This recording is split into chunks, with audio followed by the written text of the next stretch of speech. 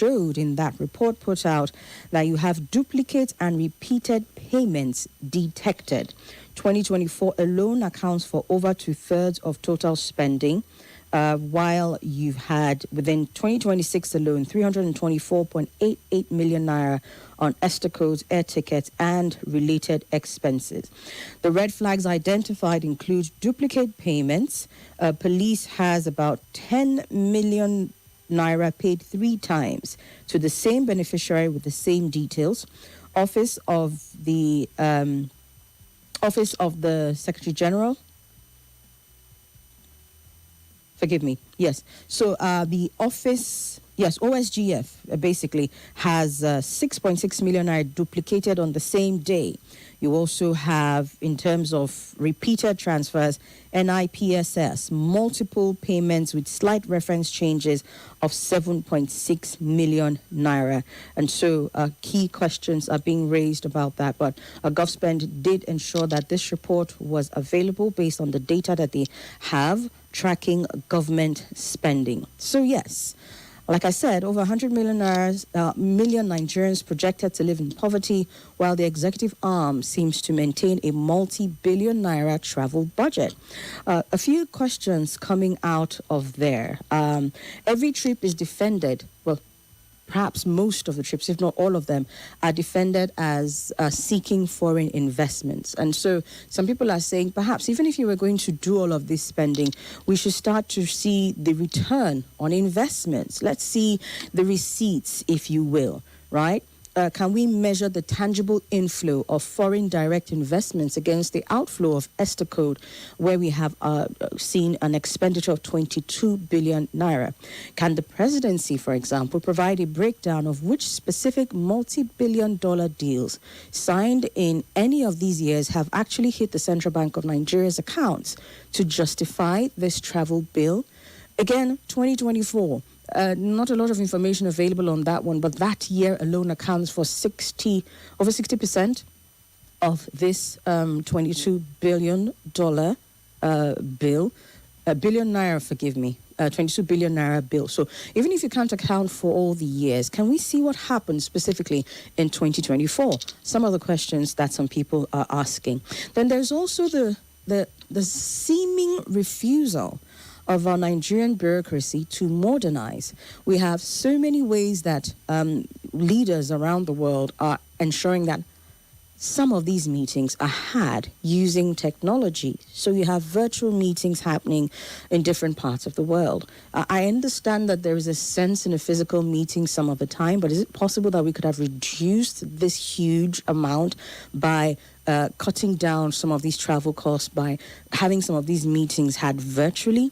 Why are we spending 22 billion naira on physical presence in 2026 with the austerity that is being preached for Nigerians to have? Why does it not seem like there's no trust for digital infrastructure that they're asking even Nigerian startups to build and use? So yes, there's a lot. If we were to do the human math, some people did a breakdown of things that people care about, where these monies could have gone into, for example, healthcare, for example, education, infrastructure, some of these key areas. Someone says in healthcare, this 22 billion naira can fund roughly 20 state-of-the-art cancer diagnostic centers in the country. In education, someone says full scholarships for 50,000 public university students can be funded by this money. And I know some people respond to this and say there's also already money going into NEL Fund. So yes, that's all well and good. But what about your micro, small and medium enterprises sector? Are there things that this money could have gone to fund? Because it's now a case of what are we prioritizing, really, in terms of huge spending, in terms of huge expenditure. You also have to consider the fact that from what we were seeing in the defense of a 2025 budget, a number of key ministries were complaining about lack of significant capital expenditure funding for them. Yes, budgets were appropriated, budgets were approved, but monies did not get to them. And so the question of yes, it's possible that the government is broke. Some of my analysts here have even said that from time to time. But how do you defend that the treasury is empty? How do you defend that argument against what seems to be a ever-flowing well of money when it comes to Estacode, travel, and other related expenses? 22 billion naira is what we are talking about here.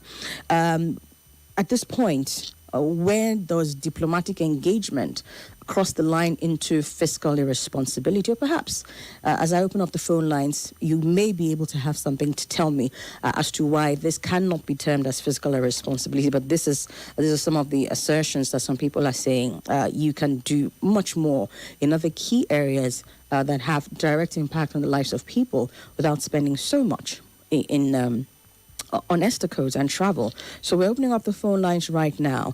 What are your thoughts on this story? And also, if you were given the power to reallocate this 22 billion naira today, which sector in your local community will you put it into first? Let's have conversations around that on this as well. Beyond the taking on the federal government to say you shouldn't be spending this much, let us know where you think that this money can better serve Nigerians. But this is what we're having so far.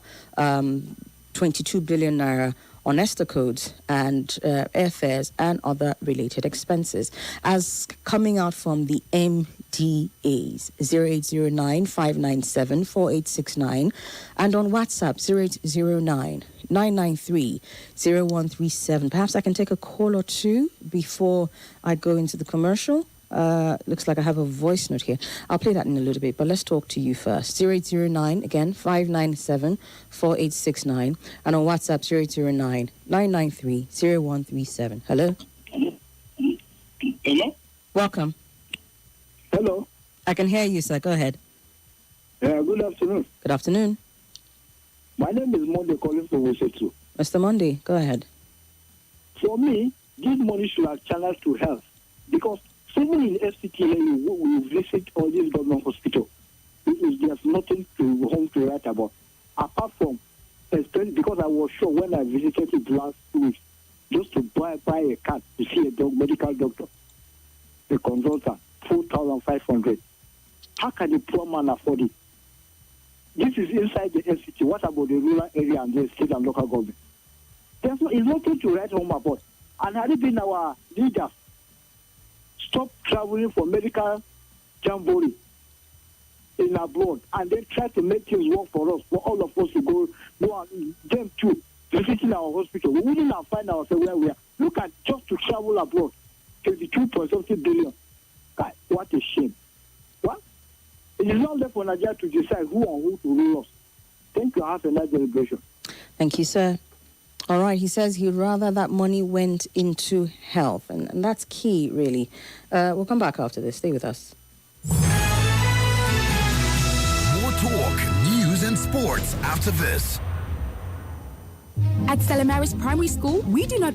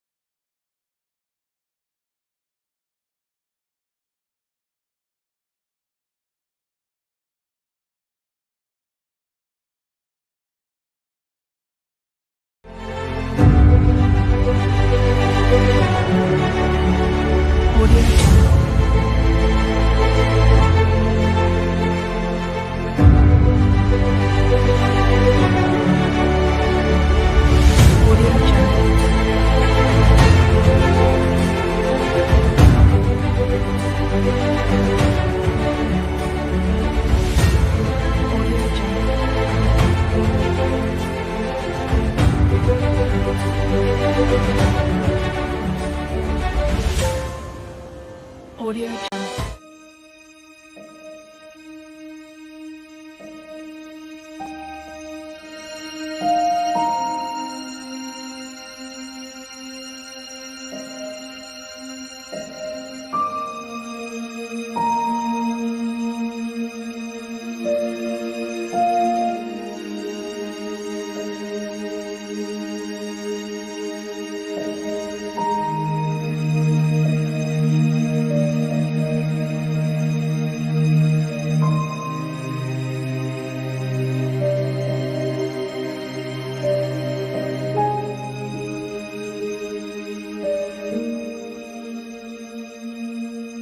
Nigeria Info.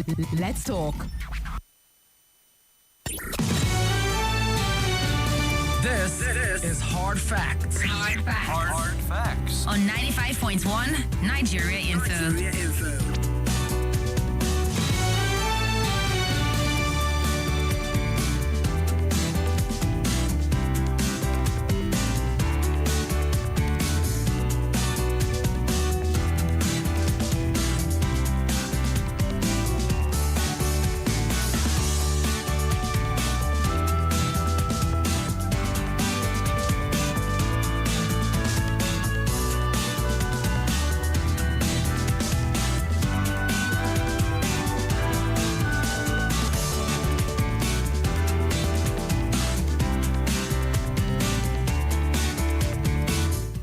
Welcome back. In case you just missed out, or rather in case you missed out on what we're talking about, we've started off on Hard Facts this afternoon looking at government spending, and a report put out by GovSpend, which is a website that does track that, had a number of things to share, but specifically the total amount of Estacode's air tickets coming to 22 billion under this administration between July of 2023 and now.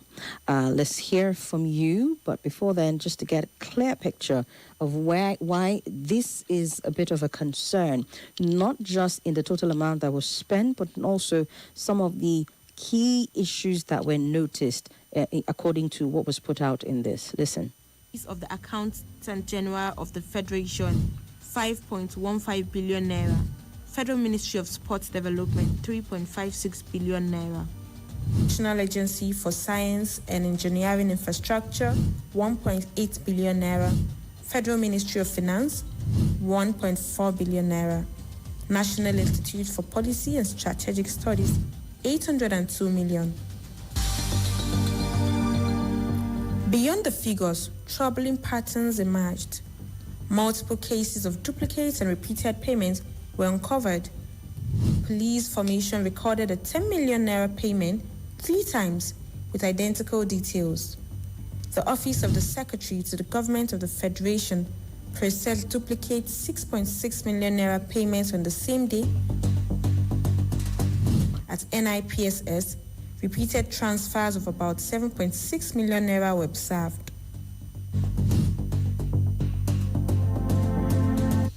Further analysis shows clusters of payment made within 24 hours, often with identical descriptions like Estacode and air ticket or official assignments. In several cases, multiple payments ranging from 5 million naira to over 20 million naira were processed in a single day.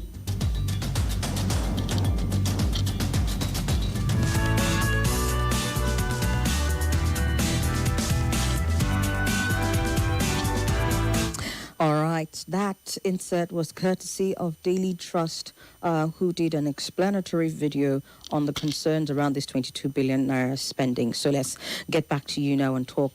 I've asked questions ranging from the fact that some people are saying, even if this money was going to be spent, we're not seeing a return on investment. Can we see something like that to justify why these foreign trips must happen on the basis of foreign direct investments and account for this much? We've also asked, if this money were to be reallocated, if you had the power to do that, where would you rather that this money goes into, as opposed to constant diplomatic engagements that are seeming to cost us more than it should? Let's get back to you. 009-597-4869 and WhatsApp 009-993-0137.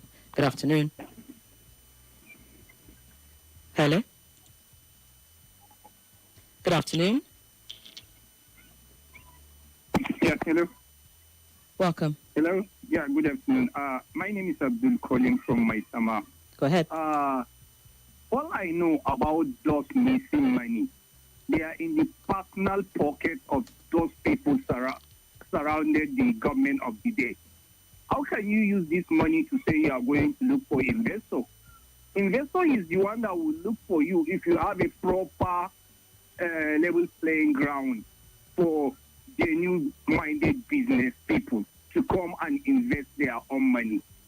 I think EFCC has to do something I don't know, because EFCC is with the government. They just created that organization to intimidate the opposition. If we are not with the government, they are going to send them to go and harass you. That is all what I see about EFCC and ICPC and other paramilitary organizations that we have. It is the right time that before we will even bring this issue on ground, we should hear that those organizations have arrested some people that use this money that is supposed to be in a position of the insecurity that we are facing. Government to create some organization that they are able to go on the ground to work out, teach out those people that they are creating problem of conflict, problem of insecurity in Nigeria. But it's another way around. So I don't know. I don't expect anything is going to come out from this finding that it comes up, apart from the election is around the corner. Government will going to remove that particular money that individuals put it in their own personal pocket to campaign for the government to have a way of getting another more money before the government will finish their own thing. I don't think we are even serious. Where would you rather that this money went into? Where do you think is a more critical sector that would require, if not all, most of this money going into, Abdul? Sorry? Where would you rather that this money went to? Which is the most critical area for you? Actually, all I know, this money is not supposed to be missing. People use this money to be flying out buying expensive cars. Abdul, I asked the question. We've recognized that the money was used for spending. I said, well, for Estacodes and travel logistics. The question is, which is a more critical area that the money can go into outside of government travels? I think it's supposed to be in the health sector, or most of our own students that are graduated, we are having nothing doing. Government will use that money to start teaching them how to make things to happen, how to be not have something doing, learn something. That is what I expect. But it's not be like this. So that's the reason why we will keep having graduate students out of school and they have no job doing, and we will still have an increment of insecurity because there are so many people are ready to use money to recruit youth. Okay. They have nothing doing. All In right. democratic dispensation, you have to be active. Use your own resources that you have and engage your own youth. Thank you very much, Abdul. Training. That is all I know. Thank you, Abdul. You mentioned EFCC and also some of our youth. Well, our next story would shed light on what is happening in that area. But before then, a few more calls. Hello? Hello? Good afternoon, Nigeria Info. Good afternoon. Yeah, my name is Ifeanyi. I'm calling from Uber. Welcome, Mr. Ifeanyi.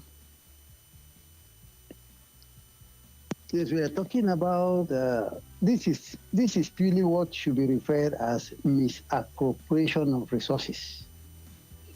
But we are in a system where there are no checks and balances.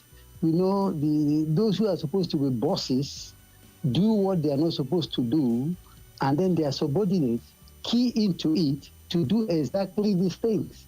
And where there is repetition and there are no consequences, it undermines authority. When a boss is doing what he knows is wrong, and then the clerks in the account department do their own too, the boss might not be bold enough to challenge them. Because they say when a mother hen is picking corn, the kids are watching. That is where we are today. Because you are there, you know what's happening. We talk about corruption. Corruption truly thrives when leadership is involved in it. I don't know that you're following me. I'm listening to you, sir. Hello? I'm listening to you, sir. Leadership is correct. If leadership doesn't tolerate corruption won't thrive. But when leadership is involved, you see the subordinates, the followership, they key in. I'm curious, sir. Not have the moral sense. I'm curious, sir. Why do you term this as corruption? I mean, there were trips that were made, Estacode, all that logistical travels. Why are you terming traveling by government as corruption? It's not clear. Could you clarify? Listen to this. Listen to this. You know, if you go to the civil service, the average civil servant is interested in tolls. They are not interested in their primary assignment. They are interested in tolls because they need that these tolls give them money. I mean, isn't it a part of what they're doing at the civil service? Is something wrong with that specifically? So listen to this. Okay. So they're interested in tolls. You see, at times tolls are generated, and then nobody will go. They'll just collect the money, and they will still be around there. So people are interested in tolls. You know, that is corruption. People, and when you see people lobby to go on tours, they lobby even when they have nothing to do where they claim they want to go. So when it's approved, they go there and do shopping and come back. Some they say they are going for conferences, they will not attend the conferences. They will just go do shopping and come back. So those are the issues. It's a terrible thing. All right. So the leadership is the problem. Okay. Thank you, sir, for sharing. Okay. I mean, I didn't even consider it from that angle.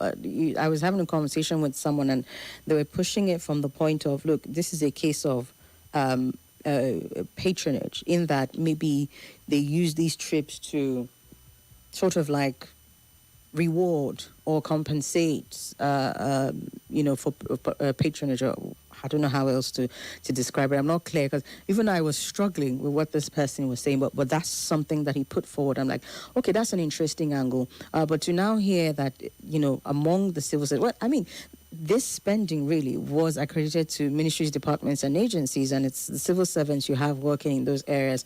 I just didn't know. I know that they would lobby to get on some of these trips, tours, conferences, and what have you. I just didn't know that they didn't actually travel. So that's an interesting one. Anyone in the civil service listening, is this really what happens there? Perhaps you can clarify if the previous caller didn't have the information right. But he's saying that this is what is happening, and this is an offshoot, basically, of corruption, especially when you look at the amounts. The angle I was also looking at it from is a case of, you're having such a huge amount because of the large numbers of people who end up going on some of these things. I mean, we've seen it even within the president's entourage. What was that? The trip to the UK. We saw how many people were there, from heads of ministries, heads of departments, heads of agencies, governors, and all of that. So, I mean, if I were to address it, I would say perhaps even if you must take these trips physically, why not cut down the number? But to hear that people are getting paid for not even going is something else entirely. Hello? Hello, sir. Good afternoon. Good afternoon. Welcome, sir. How is Gwagwalada today? Gwagwalada is humid, very humid.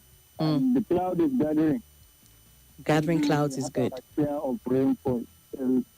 Okay. I'm praying with you, sir. Go ahead.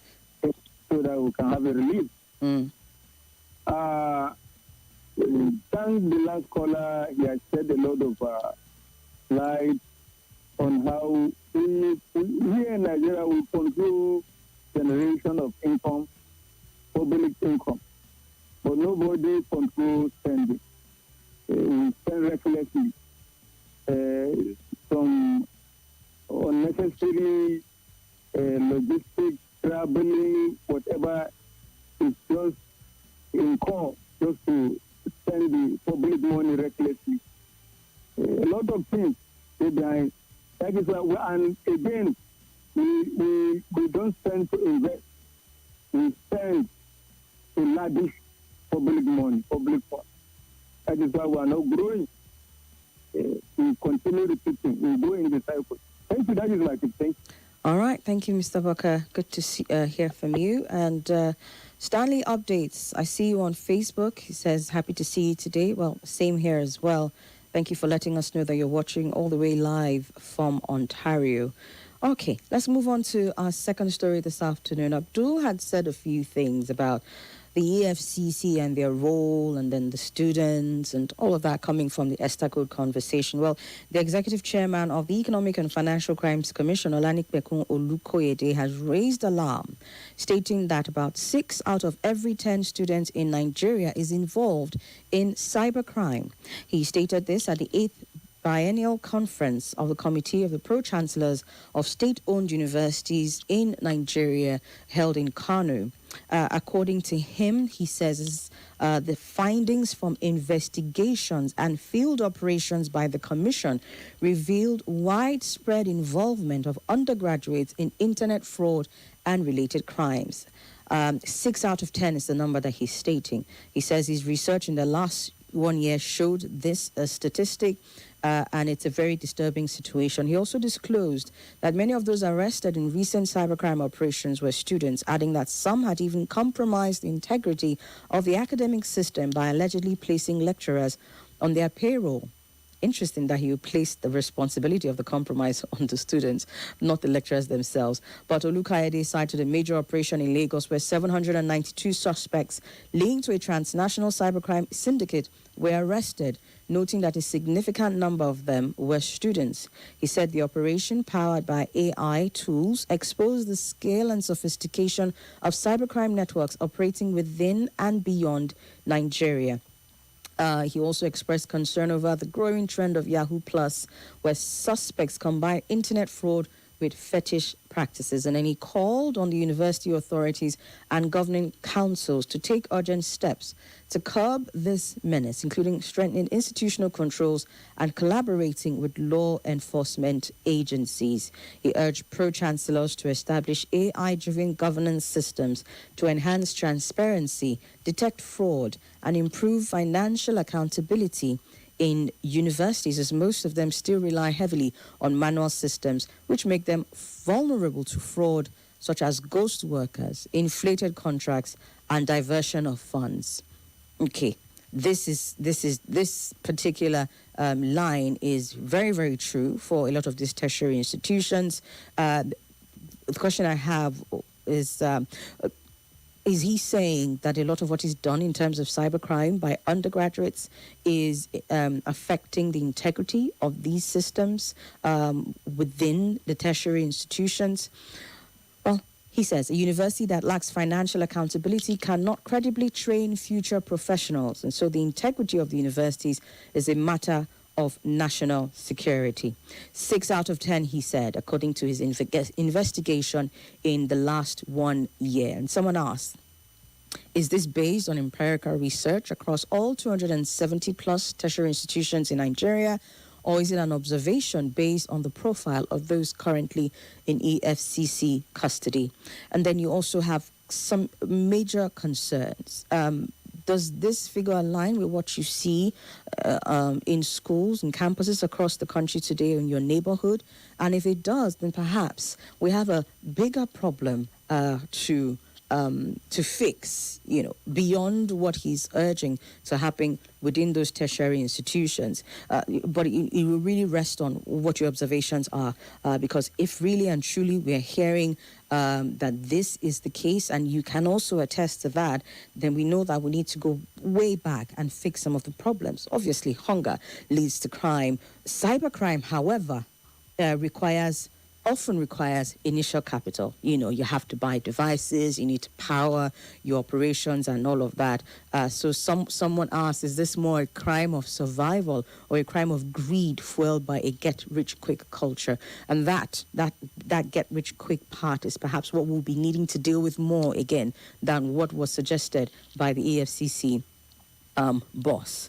But yes, if campuses are crime hubs, according to the estimates of the AFCC boss, what are the vice chancellors and deans of student affairs doing? Why are we having a case where the AFCC boss is saying that it is the students that are compromising the lecturers and the other authorities in the situation, as opposed to the other way around? Do you agree with that assessment? I would like to hear from you. And also, should universities be held accountable for the lifestyle of students on campus, especially if because we know what the lifestyle on campus is a lot of the time.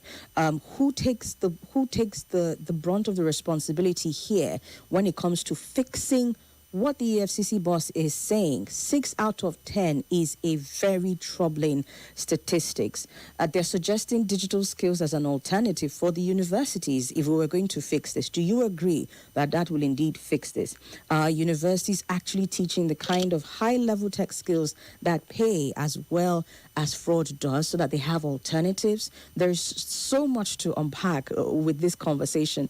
So please feel free to jump in at any point and let us know from the data itself that EFCC boss is presenting. Some people have questioned that to say 6 out of 10. That is how, where, why, and then we get to the moral issues, and then we also get to the issues of the role of these institutions, whether they are actually complicit or they are allowing it because they are getting paid by it, or what. How do we address this? How do we fix this? Let's talk.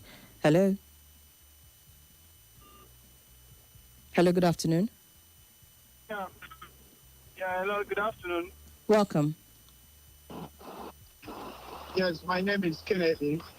Kennedy, welcome. Go ahead. Yes, I just want to make my contribution, especially the line that you said, get rich quick, you can't. A virus cannot cure a virus unless that virus becomes is turned into an vaccine for that case. So what am I saying? The get rich quick thing is coming right from the top. You can't just come in and try to solve that problem from the middle. There's a model the younger ones are following. There's a model that is existing in the society.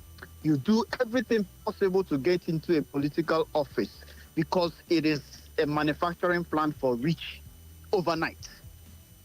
It is the modus operandi, and it's been laid out. It's a path that has been laid out by some of our corrupt leaders. So you can't say you're going to plug that from the where it is happening unless you are ready and willing to deal with it from the top. And our systems that perpetrate that get rich quick thing. So if there is no such model existing, the younger ones wouldn't. If the fact that hard work pays is a model, proper process, it's elaborated and it pays, and that is what they are seeing. Believe you me, people would not just wake up overnight. Children, our younger ones, younger generation, won't just wake up overnight and decide to get this money quick.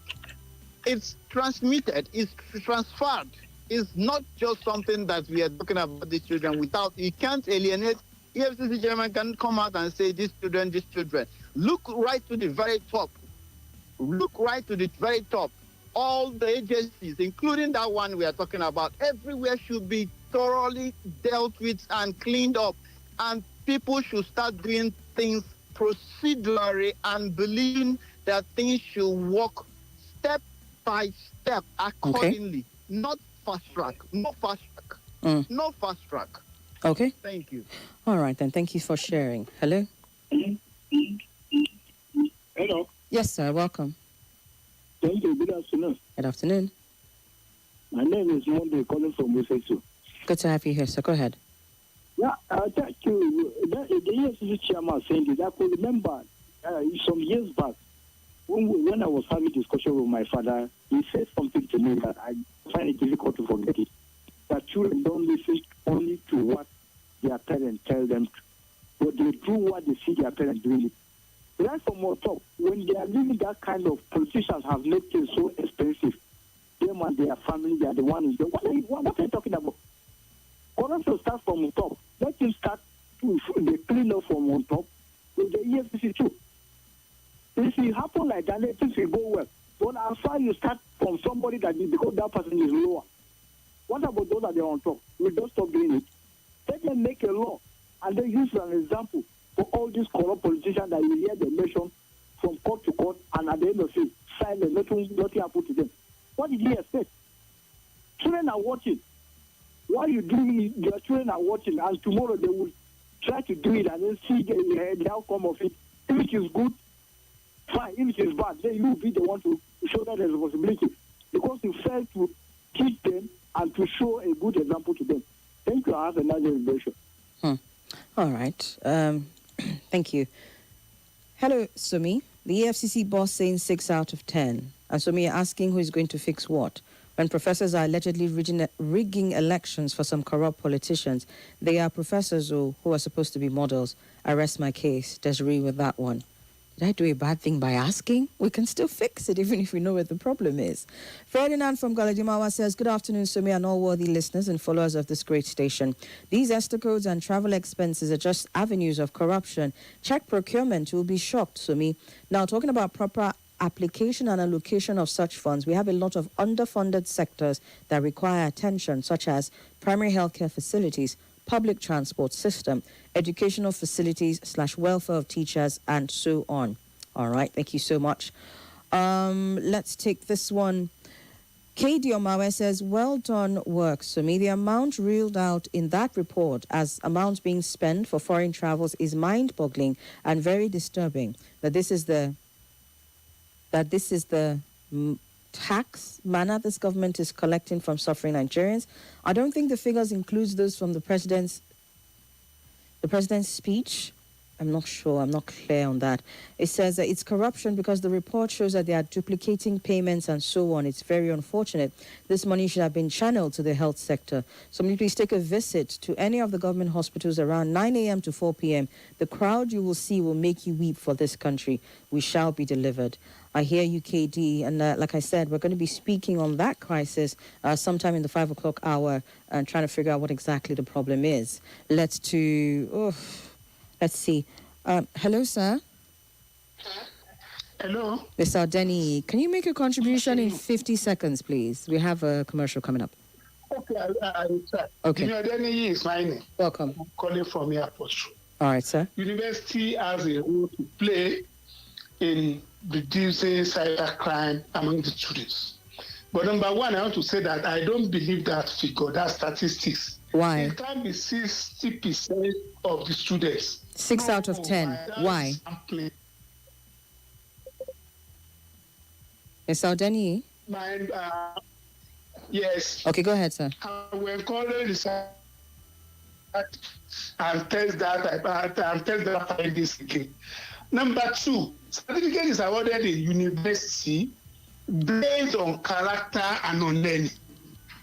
So university has a lot of things to do during orientation, during webinars, during seminars, even during lecturing. They must ensure that this thing is brought down.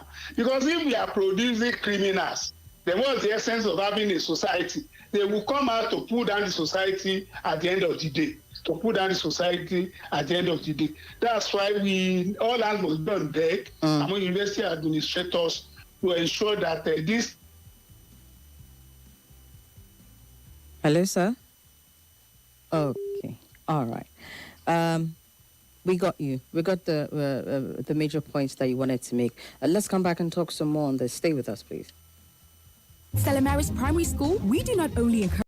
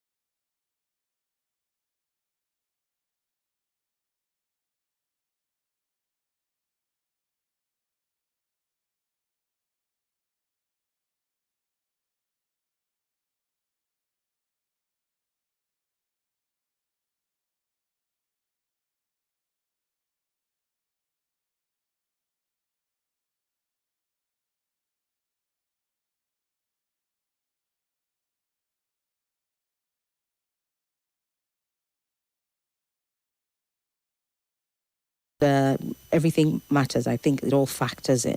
Hello? Hello? Hello. Hello. Yes, welcome. Yes, thank you.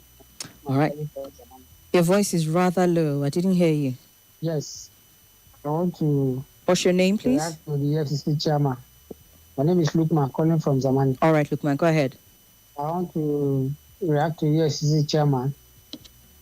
He didn't tell us how he arrived at that his figure, and I can, boldly say that he is absolutely wrong.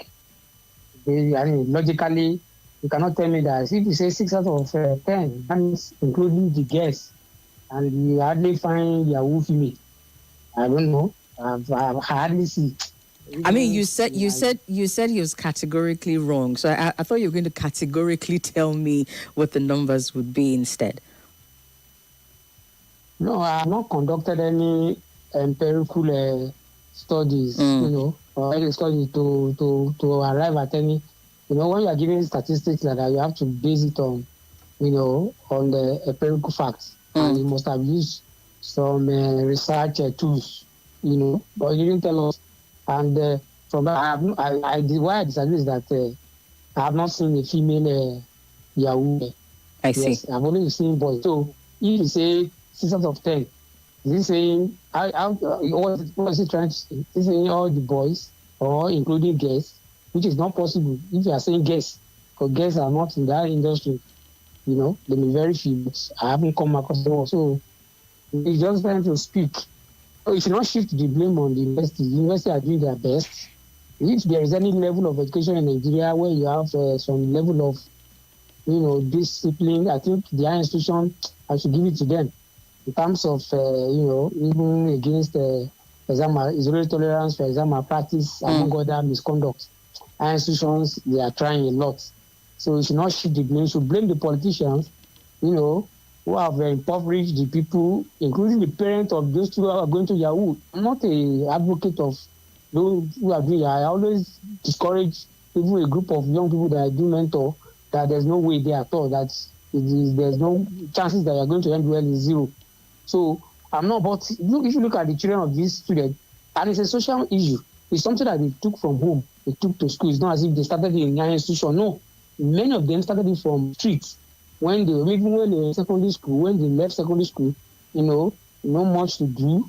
You understand? So they just said, okay, let us, like that. So it's not a matter of our institution, it's still of our institution. And I don't think the university can do more. It's still the EFCC, by their name, economic and financial crimes, who have the constitutional responsibility to fight all those things, not school. Even though school knows that you are Yahoo, I don't think it's a threat to the school. Rather, it's a court-related matter. That's why you see them taking action.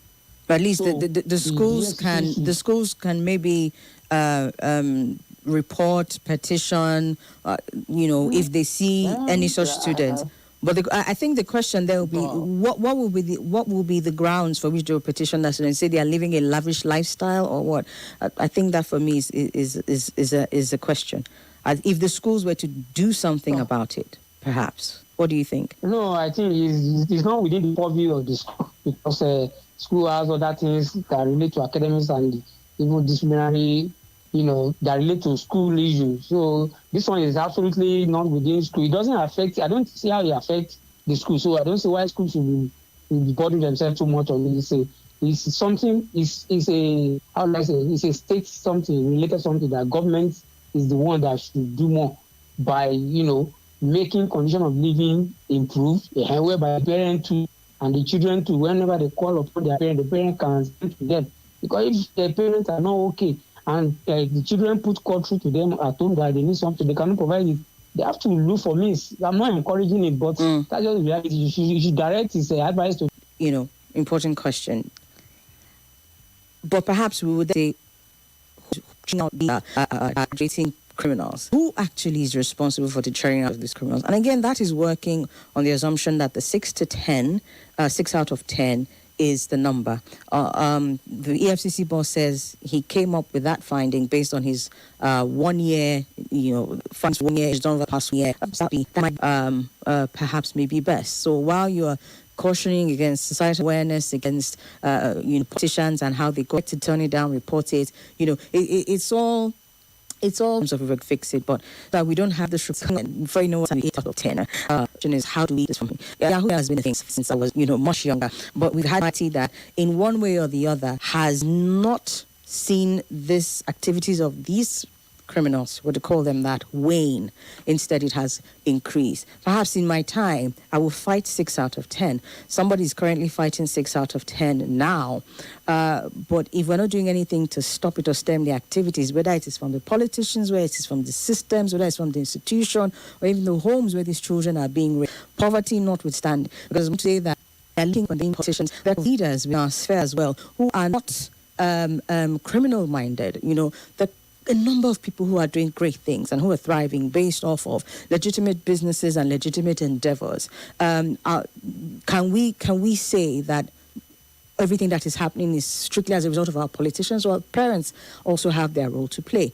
I remember conversations that I had sometime when you're having conversations with students, and they're talking about even the corruption within the university system itself. So if we're to fix it, as I kept saying, the things that the FCC boss mentioned as what to fix within the university system, is that the thing, or should we be thinking about other things to fix? Is it a person issue within the tertiary institutions that needs to be addressed first before you now start looking at systems? Because you can put as much AI systems as you want within a tertiary institution, and if the lecturers in themselves are corrupt and are demanding sex for grades or what have you, or harassing students, or even demanding that the people that they know are doing cybercrime should come and sort them before they can graduate, then those are bigger conversations that we need to be having as well. We don't want this trend to continue, because whether we like it or not, 3 or 6, 2, 1, whatever it is, these people are going into society, and where the institutions are in place cannot check them, cannot stop them, it will continue. Before you know what's happening now, he says, I have a lot of money, I should go into politics. And you are seeing it, the rippling effects across board. So perhaps something for us to think on. But let's move to our last story. I think it was yesterday that the news broke. A serving member of the National Youth Service Corps, Abdul Samad Jamiu, died from injuries sustained during a crossfire between soldiers and suspected armed robbers in the Dede area of Abuja. This is the news as it was reported yesterday. Apparently, it occurred in the early hours of Saturday at Shagari Estate, where troops of the Guards Brigade Quick Response Group had responded to a distress call over an ongoing robbery attack. Now, according to a statement by the spokesperson for the brigade, Olawi Odunla, the soldiers came under fire from the fleeing suspects upon arrival, leading to a brief exchange of gunfire. In the course of the engagement, he said, Mr. Jamiu was caught in the crossfire despite efforts by troops to secure the area and preserve lives. He sadly succumbed to his injuries. Mr. Odunla, who is a lieutenant, put this out in the report. He added that the heartbreaking loss had cast a deep shadow over all personnel of the Guards Brigade, and he further described the situation as fluid and highly volatile, noting that troops were working to repel the attackers and protect residents at the time of the incident. The spokesperson said the Guards Brigade had commenced an investigation to determine the full circumstances surrounding the incident and pledged that findings will be made public.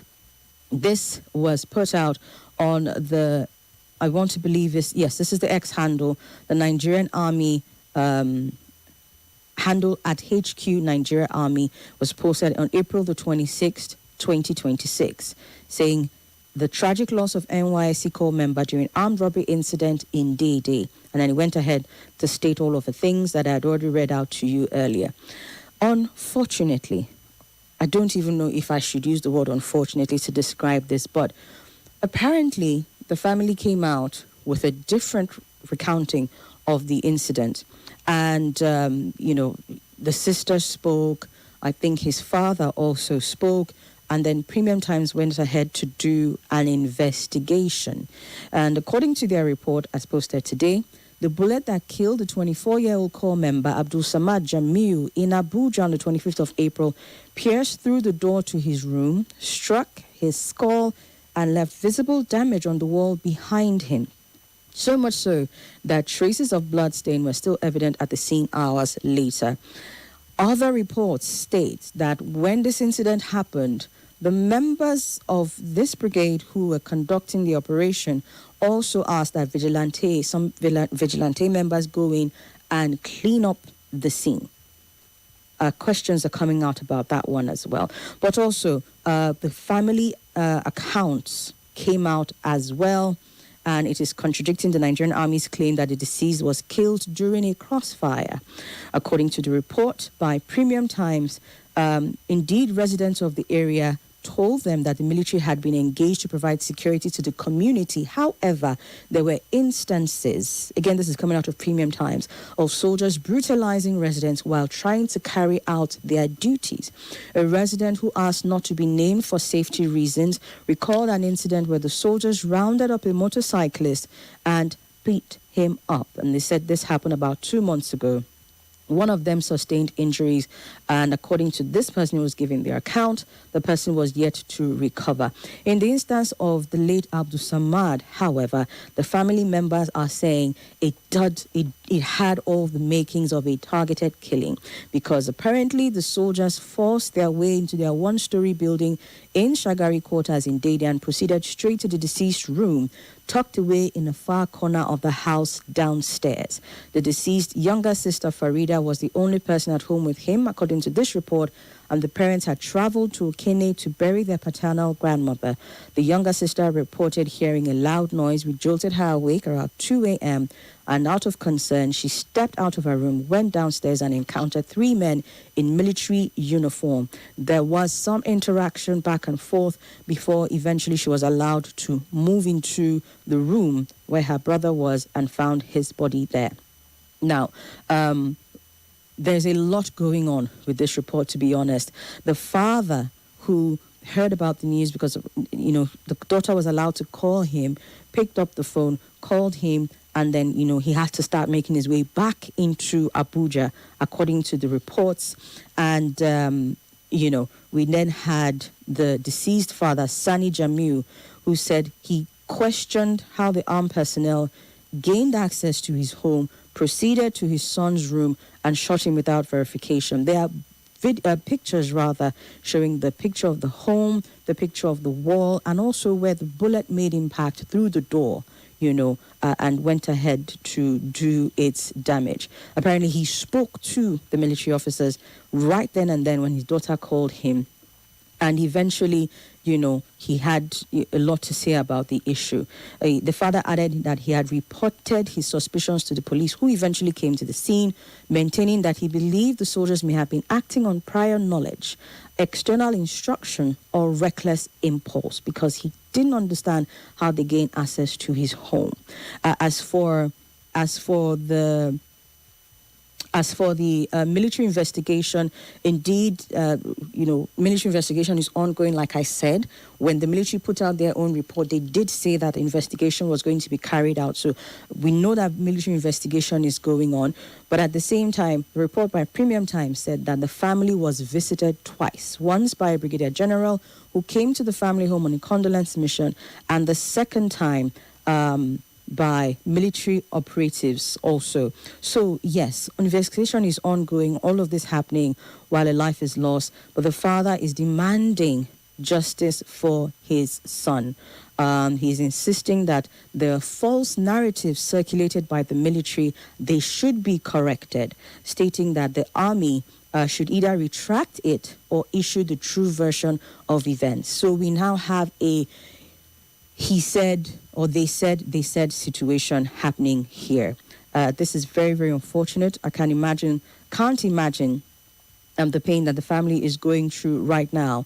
But then you look at everything about the story and you think, the police said they were responding to distress calls. They were hired by the community to protect the very same community. How do we then get from crossfire to a citizen being killed in their own home? How do we draw where are the parallels in that one? So the family is saying one thing, the military is saying the other, but then there is an investigation going on, and we're waiting to hear the results of it, right?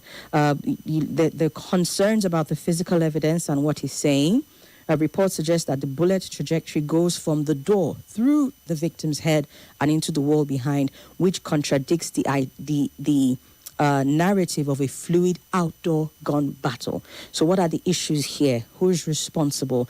All of this are still questions that need to be answered. Just wanted to bring that to your notice, that this is a developing story going on here in the heart of Abuja itself. He was in his family home. He wasn't on the street. And the military said they were responding to a distress call. And these are all the evidence that are presented.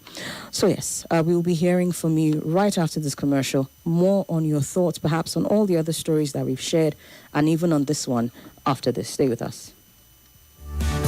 More news and information coming up. We'll be back in a moment.